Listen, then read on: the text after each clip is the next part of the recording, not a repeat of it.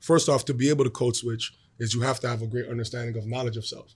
Like knowledge of self meaning know thy ledge. Hell yeah. So you know when you walk into a room, like I don't read books just to read books. I read books so I can read a room. Yeah. So I can read energy. Everything black on black. If I studied that facts on facts. All right. Back again with another episode 29 of the Black is the New Rich podcast. Today we got a very special guest, and I mean like he wears different hats, and I respect him on and off the court because I've always heard about him from when I was a little kid, about his status on the court, and he's a legend. And to me, to be honest, like what he does off the court is more intriguing because I've been watching his moves for a while. I'm like, there's something about this guy that that he just gets it, and he's moving to push the community forward, and I respect it, but I don't want to keep talking. Can you introduce yourself? Appreciate that, man. Antwi from Rexdale, Toronto via Ghana, and I'm excited to be here. It's a pleasure. Great intro, by the way. Dope, hey, no problem. Yeah. Dope. So a lot of people know about your basketball history, how it started in Rexdale, and I've heard about you personally since a little kid up, but I never knew who you were. And then when I met you, I was like, oh, these are all the stories I'm hearing about, right? So take me through your basketball journey as a kid. Like, where did it start? Well, my basketball journey started when I was young. I was watching my older brother. His name is Magic. He's 3 years older than me. Mm-hmm. He really got me into playing basketball because whatever he did, I wanted to emulate. Mm-hmm. And growing up, like, I was time Kipling and Steeles, when we was out there, like, close to, like, Naki, West Summer area. Mm-hmm. And we're just playing basketball in the playground with our older cousins. Mm-hmm. And I got a competitive nature that I always wanted to be even better than my brother or older people. So it helped me to have, like, something to push towards. And as we moved to Humberline, and I grew up with a group of young gentlemen, such as you guys, the Wolfpack type stuff. We have 15 to 20 guys that love to play basketball, all different type of sports. And that's what kind of my competitive drive came from. It started in junior school when I was playing with high school people. Mm-hmm. And then in high school, I was playing with college players. And then from there, I just continued to gain my confidence. And I always was a guy that always wanted to push myself to the next level on the court. And I always was ultra competitive. Okay. Like if I lost, I would want to get fight or even cry. I was one of those type of people. I didn't want to lose at all ever. And I would be the first one at the park outside, the back of the building, and the last one to leave when the lights was on. And that was my mentality. Okay, so right now you wear many hats. I've seen you do events. I've seen you do stuff for the youth. You're general managing the Niagara River Lions. What else? So I work with the baseball team, Mississauga Tigers as well. Yes. I have my own brand, Noir. Yes. Which is a lot of clothing aesthetics, but also events like you mentioned, and pretty much it's a lot in one, and I do a lot of consulting for other people as well. Okay. Like for their brands or, for their teams, etc. Okay. So I was doing my background, I was doing my research, right? And there's something that was very intriguing that stuck out to me. So your last year of university was Arizona State? Yes. And you were the captain of that team? Yes. And what stuck out to me is that there was a bunch of young players coming in that were super good, super talented, and you had to take a back seat, right? How did you deal with your ego at that time? Man, that was tough because I talked to my friends from college about that all the time. We still talk about that. And it was a tough situation because I had a coaching change. Yeah. And people who don't know, the viewers, when you get a coaching change, in Division I, usually the coach brings in his players. Yeah. And you have to transfer this, figure it out. And I was in a position where I transferred from JUCO already. Mm-hmm. And I really, really loved Arizona State. So the coach basically was like, you know what, you're probably not going to play, but you might end up being the captain because you're actually our leader. Mm-hmm. And so I was in a tough situation, and I had to look at myself in the mirror like, you know what, people at home are not going to understand while I'm not playing and why I'm out of position, whatever the case may be. But it's bigger than me at this point. Mm-hmm. And I realized I had a bunch of young guys from LA, Arizona, overseas, et cetera, that were I had to lead in practice, off the court, on the court, et cetera. I just took that as my position. Like, you know what? I want to win, and let me show I can win in this way. And I pushed everyone to the highest level, and they pushed me as well. So my ego was killed at that time. Like on the court for the viewers, but in the back end, I knew I felt I was the best. I carried myself that way in practice. Yeah, even you still had that competitive nature. You didn't give up. Even when we would be in the handshake line with other players. And they know the year before I was dominating or I was playing well against them. They'll ask them what's going on. I would tell them, don't get it twisted. You put me out here, it's gonna be a problem for you. That's the energy I carried with myself. I never had my head down. So I think those guys kind of gravitate to that as well. And it was tough, but I got through it, and I learned a lot about myself that year. Absolutely. So with basketball, right? I never got to play D1. I played at Sheridan, but sometimes I feel like you do this basketball thing your whole life, right? And you're not really thinking about life after basketball. What type of advice could you give players that want to make that transition to when basketball is done? Because sometimes that's tough for people and they don't get out. 100%. And we actually have a program in Niagara called Life After Basketball, called The Lab, where we kind of facilitate financial literacy, entrepreneurship, real estate, clothing lines, whatever you do. We facilitate those resources for our players. My advice to basketball players and hoopers is what advice a Hall of Famer gave me when I was expressing myself about how much I wanted to make it to the NBA. And he asked me, so what else do you do other than basketball? And I was like, nothing. I just play basketball. He said, you got a problem. Like, you need to be doing other things other than basketball if you want to propel yourself in life. And find stuff that you're interested in. And my number one thing was I started picking up books. I started reading. I started becoming an avid reader. And that kind of opened my mind, opened my cerebral cortex, like different things. And I started like that got me interested in what you're doing. All the books that you post. I'm like, okay, like I can learn from you. 100%. Like it got me interested in different things. And it makes you not be afraid of when the ball stops bouncing. It makes you actually get excited. Like when the ball stopped bouncing, I got more time for other things. Versus like, oh, what am I gonna do next? I get time to like relax and try different endeavors. And I mean, once you're a basketball player and you have that same workout mentality of the discipline of waking up, getting to the gym early, getting your shots up, working on your body, going to yoga, whatever you're doing, those same skills are transferable to like the workforce or to the entrepreneurial settings, or whatever it is, you know? Those are the same type of transferable skill traits that like Fortune 500 companies, CEOs look for when they're trying to hire somebody. You know what I'm saying? And so you got to just understand who you are and don't be afraid to like take risks. That's the biggest thing. Yeah, that's big. Right? That's big. Not taking a risk is the worst risk at all. Yeah, like, facts. Gotta be able to take risks. Facts. So I look at you personally like a culture leader, right? I appreciate that. And I see your versatility. I could tell that you can speak in many different types of rooms, but I want to know, where do you think the culture is today and where do you think it needs work? I think the culture is growing, and I think people are trying to get out of their box. I think COVID was like a blessing in disguise, reset for people to realize, like, you know, things can change dramatically. And who am I when they take away my title or my job or whatever I think is like the highest ranking of scholastics of like, I got a master's degree in this. That doesn't matter when everyone's sick or when people are dying. So I feel like COVID did a great job of resetting people. And I think the culture now is growing because I think people are now starting to get outside of their boxes and trying to do different things. And at least starting to work together now, And I think where the culture needs to go is we need to have a lot more integration. We need to have a lot more integration, a lot more collaboration. Competition is great, but you know, unity is important. 100%. Like instead of trying to be Adidas versus Nike, let's work together and get to a level higher than that. Like those are brands that built themselves off of, you know, other people's dreams and goals and aspirations, and they were smart enough to, you know, navigate and market themselves that way. But now it's our turn to actually work together and provide those resources for each other. And the opportunities are there as long as you just gotta sit down at the table and break bread with each other. There's enough for everybody. That's what I think has to go to. Okay, dope.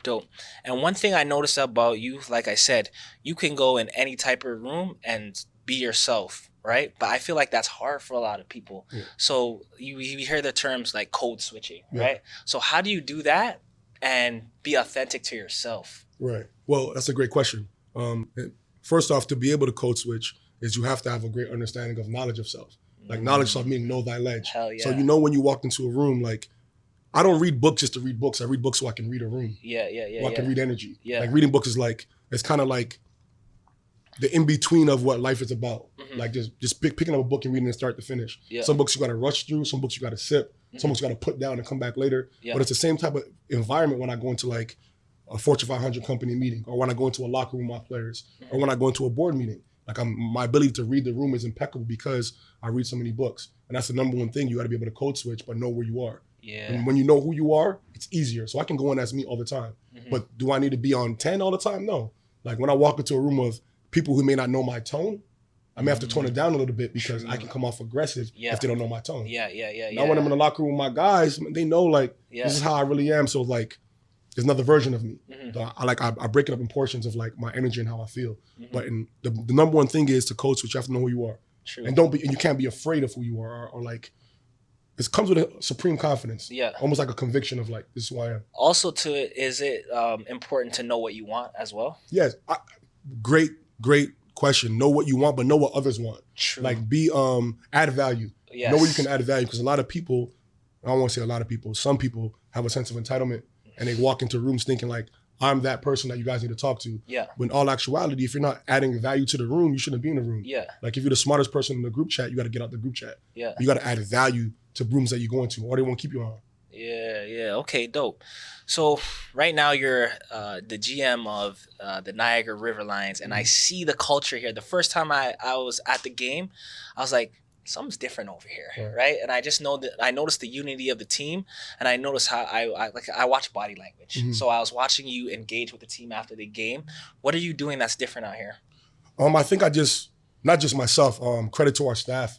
Our staff is phenomenal, from the front office to our managerial staff to our coaches. Everyone plays a role in it, even down to the players. And I think I believe in togetherness. I really believe in family environment in the locker room. I believe in one guy falls down, 3 guys pick him up. I believe in leading the league in high fives. I believe in leading the league in productive huddles. I believe in making sure we eat together. The details. I believe in making sure we can call each other out and have constructive criticism type conversations, uncomfortable conversations for others. And I believe in, putting everything on the table, and the whole staff believes in that as well. So we try to just carry those mantras, and it becomes part of our fabric or our culture here. Yeah. And as you build it, when you see it falling off, people know we're like exactly who we are, the details to it, so we get back to it. True. I mean, that's pretty much what we're doing here. I don't know what others are doing, but I try to focus on what we do. True. That's the biggest thing. I try to keep the outside noise. Yeah, comparison's a thief of joy. Comparison to thief of joy. I can't compare with you guys because I don't even know what you guys are doing. Yeah. Like I remember going to a game, I think in Guelph and in Scarborough, and I think in Hamilton, just to watch a game, and people came, are you scouting or are you sitting? I don't know. I don't even care about you guys. Nothing against them, but I don't even care what you guys do. Yeah. I'm focused on Niagara River Lions. Yeah. Like I'm here to watch the game and enjoy myself. I'm not even looking at your players like that. I'm just looking at the scoreboard and having some popcorn. Yeah. But my goal is to always keep the outside noise the outside and just focus on what we got going on in our locker room and on our organization. Okay, dope. So I know you mentioned having supreme confidence, right? But even with supreme confidence, everybody has their bad days, right? How do you handle that? I meditate a lot. Yeah, I meditate a lot. I meditate almost daily or 6 days a week. Also, I try to get my yoga in there. And then also, when you have your bad days, you got to always remember it could be worse. That's always my saying. Yeah. It could be worse. Have you read Think Like a Monk? Of course. That's my favorite. One of my favorite books. That's my favorite book, and one of my favorite books ever is Think Like a Monk. And then The Monk That Sold His Ferrari as well from Robert Sharma. Yeah, that's a big one. Like these are the books that like give you like perspective on life. And everyone gets in ruts. Everyone goes through tough times. And when I go through those times, I try to take a step back and like see the bigger picture. I zoom out. Yeah. Sometimes we're too zoomed in. We're too focused on like the end goal of let's make sure we win a championship. Okay, like there's only gonna be one team that wins. Yeah. You know what I'm saying? Like even if we go 15-5, we get to the finals and we don't win like the championship. What else are we winning in general? I want to provide like a phenomenal platform for young men and organizations to like propel to the next level in life. When they enjoy their summers when they're here. Yeah. And the crowd can come watch a great product on the floor of respectful people who want to play the game at the highest level.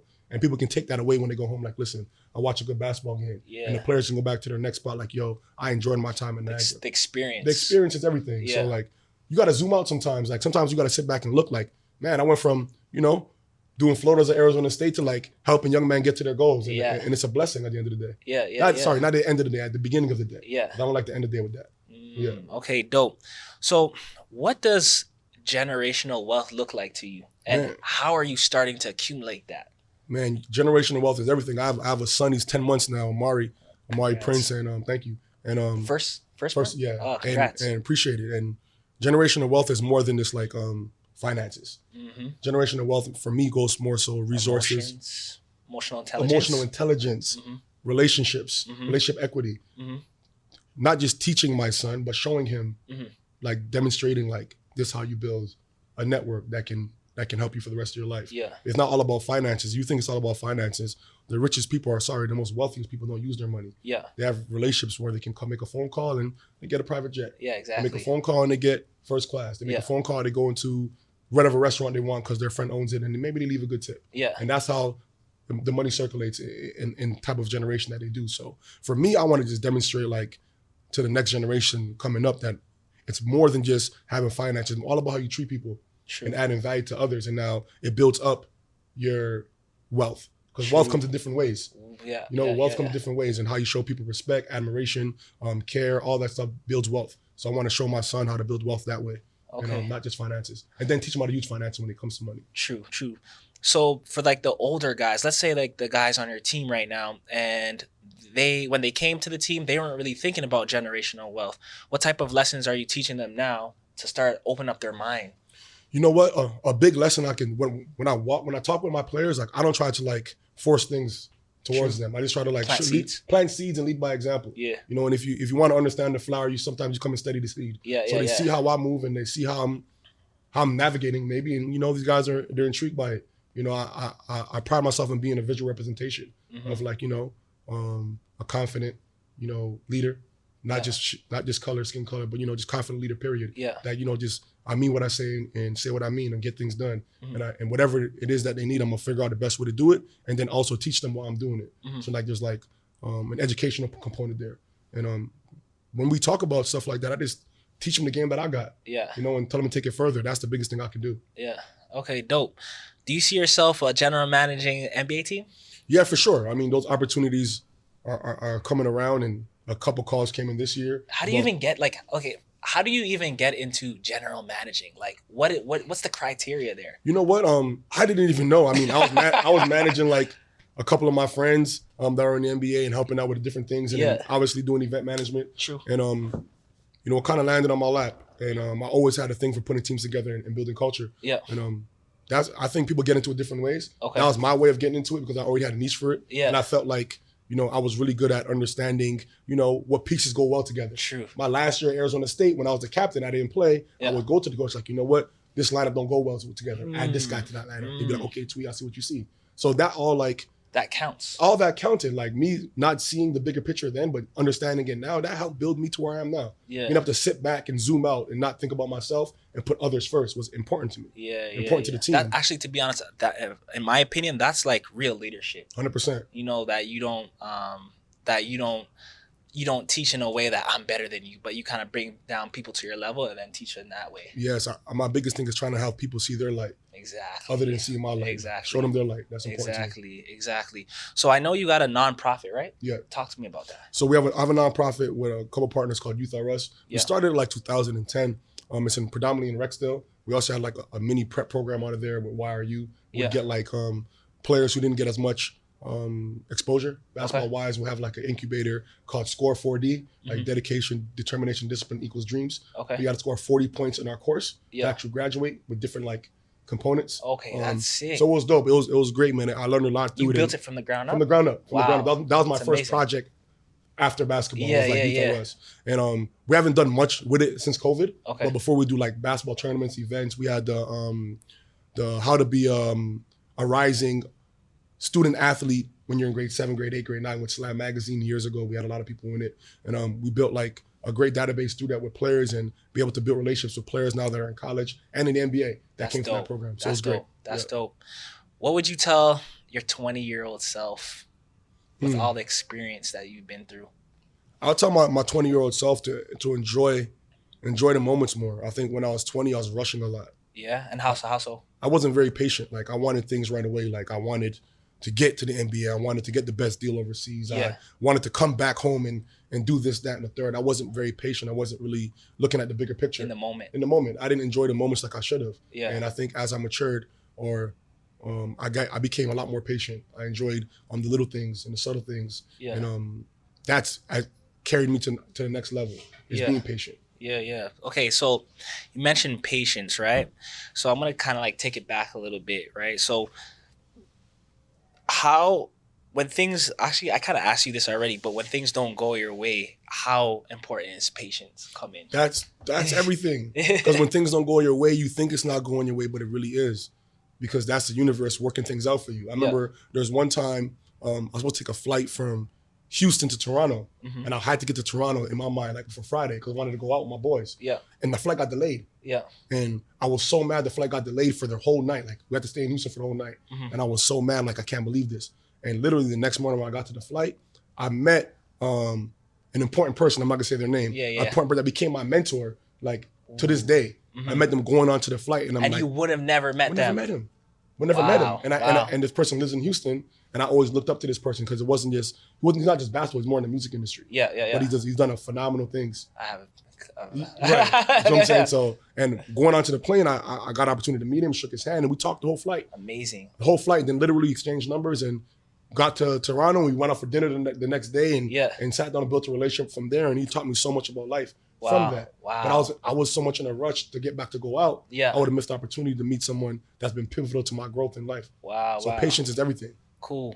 So you mentioned a mentor, right? How important is for like us to have a mentor? Man, having a mentor is extremely important, especially having someone you can bounce your ideas off of and bounce what you're going through off of, and just let people know like they'll let you know like it's okay to go through this progress. True. They understand like they've been there already. Yeah. So, you know, having good mentors is important as well. Okay. Because when you have good mentors, you obviously become a mentor as well to them as well. Because they're going through what you're going through because you're telling them about it. So they get to go through what you go through as well. Get to learn about it as well. Because the goal is to be a lifelong learner. We all don't know it all. And some things you may go through, they may not know. And now you have someone you can bounce ideas off and work with it together. Yeah. So that's important. And how do you go about like even getting a mentor? Because some people, they come to you like, and it's always it's one-sided. They just want all this information, but they don't want to add value. Right. So how do you give back to your mentor? Well, the biggest thing, like you said, add value. Figure out what your mentor likes. Your mentor may like wine. Yeah. They like bottles of wine. They may like books. They may like different things. Figure it out what they like and add value to them in a different way. They may need someone to listen to. You know, when they're going through whatever they're going through. So be a listener, be an avid listener, and figure out things that they love to do and add value that way. Okay, dope. So here's a question that I ask everybody on the show. I want to know what's the best advice that you've gotten and what's the worst advice you've gotten. You don't have to mention any names. No, I'll stay away from mentioning names. So people looking for me. The best advice I ever gotten was from a book. It was from a book, a Robin Sharma book, and that's Lead Without a Title. Oh, I never read that one. Yeah, be a leader without a title, and in the book it says having pressure is a privilege. Wow. And that's I remember when I was going through like a rough patch, like wise, you know, they say heavy is the head, but there's so much going on at once. And I remember reading like having pressure was a privilege. I put the book down. Like this is it. Makes sense now. Yeah. It's a privilege to have pressure. Yeah. You know what I'm saying? And then the worst advice I probably got was if it's too good to be true, you shouldn't do it. That's the opposite. If it's too good to be true, go for it? Go. If they said if it's too good to be true, you shouldn't do it. No, that's wrong. Yeah. If it's too good to be true, the universe is probably aligning for you. Yeah. You know what I'm saying? You probably just don't know it. Yeah. Like it's like the Chinese bamboo stick mentality. Like you built for 10 years with doing the same thing every day, and all of a sudden it grows. Like the 10th year. Okay, well, it looks too good to be true, but you put in all this work ahead of time. People don't see the work you've put in. Like, you know what I'm saying? So it's important to go after things that you want as well, even if people think it's too good to be true. Okay, dope. And real quick, top 3 book recommendations. Oh, easy. Alchemist. Yeah, that's a good starter one. Alchemist's a great starter to open your mind.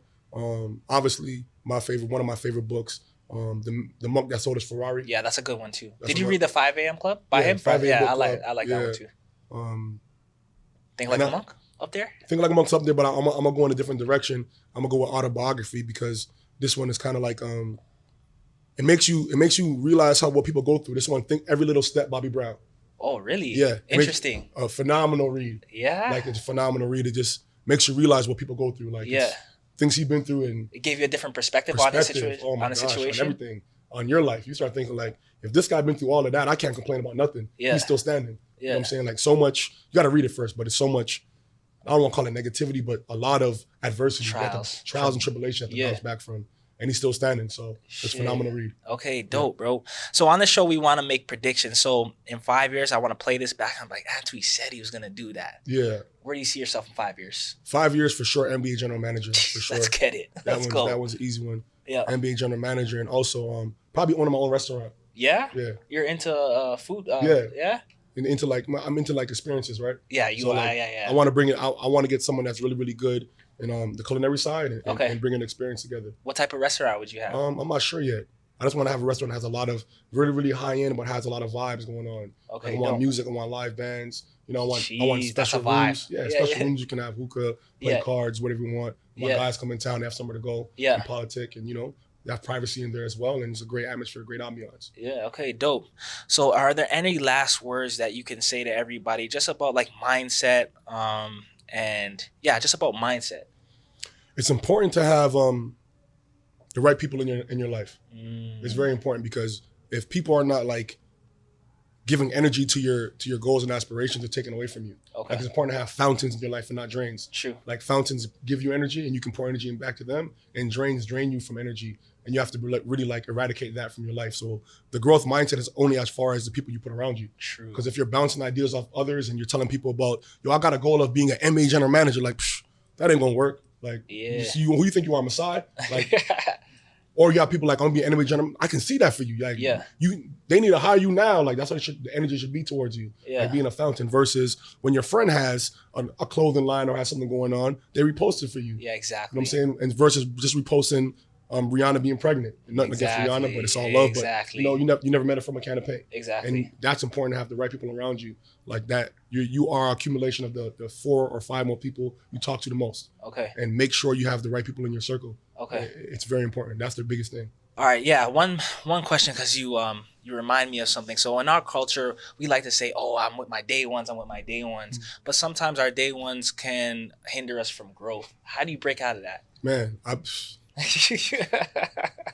a phenomenal question. Honestly, it happens a lot. And sometimes you can know someone for a long period of time. Yeah. But you have to understand, like, people are changing every single day. Now Yeah. people say, I'm never going to change. You're lying. Yeah. Everyone changes. Mm-hmm. If you don't change, you're being stagnant. You're not growing. I've changed a lot. 100%. So when people tell me, oh, I'm never going to change. No, I am going to change. I'm supposed to change. I'm supposed to grow. So, I mean, when you have a growth mindset, if the people around you that were there from day one are not growing, and people that you're meeting now are growing with you, you have to like kind of, go in that direction and pleasantly let them know, like, if you want to come on this elevator ride with me, you got to grow in some way, shape, or form. 100%. If you can't, then we can be boys, but we can't be rolling around together like that. how we supposed to be rolling around. Yeah. Because everyone has to hold their weight. Everyone has to add added value. I'm not saying you got to be on my level, but whatever you're doing in life, try to propel that to that level. So now we can speak on the same things. And if we really can't, then we can only speak on things we did back then, and I can't live in the past. Yeah, exactly. You know what I'm saying? I gotta be able to teach my son stuff versus teach you. So day ones or not, it's all about growing and having a growth mindset. And if you have to let people go on your elevator ride, you can't feel bad about it. Yeah. Because if you wouldn't have to let them go if they were growing as well. Facts. Or if they took it upon themselves to grow. So it's all right. You know what I'm saying? That's how this life works. That's how it goes. Jeez, that's big. That's big. Well, I want to thank you, honestly, because I know you're a busy person, for taking the time out and doing this interview. I feel like it's very important, and genuinely, I look up to your movement and what you're doing it, because every book that you put on Instagram, I'm screenshotting that. Good. I'm screenshotting, yeah. I'm That's what it's screenshotting for, that yeah. because I'm like, oh, this guy's done another book. Yeah. It's crazy, but like I try to keep up with that because I know how important reading is. So I just want to let you know in person, like I look up to that, and it's important for the culture to see that, he can look and talk like this, but he got this in his mind. Right. And I think that's super important. I appreciate that. Thank you. No problem. I appreciate that. No problem. And I love what you're doing. This is extremely important. I remember you came to you did one of my camps, I think it was like 4 years ago. Yeah. And you were just behind the camera, but I knew like you had a different look in your eye. Like you was like, every time I text you the time, he was already on it. Like it was like a second when you text me right back, your reply game was like this. Yeah, like, yeah. This guy's different, bro. Like he's so focused on everything he does. Yeah. And I remember I'll DM you hit me right back. Everything. This is extremely important. I love this platform. The reason I even came to speak, because I feel like it's a perfect space to give back. 100%. You're doing it the right way, and I appreciate that, and want to give you your flowers as well. Continue to grow, continue to do what you're doing, because I've seen you go from behind the camera to in front of the camera and doing a marvelous job of it. Thank you. Hopefully we can come back again, reconnect, and we'll do more. Thank you. No Thank you. doubt. Episode 29, Black Yes, is in the Rich. Let's get it. Yes, sir. Everything black on black. If I study that facts on facts.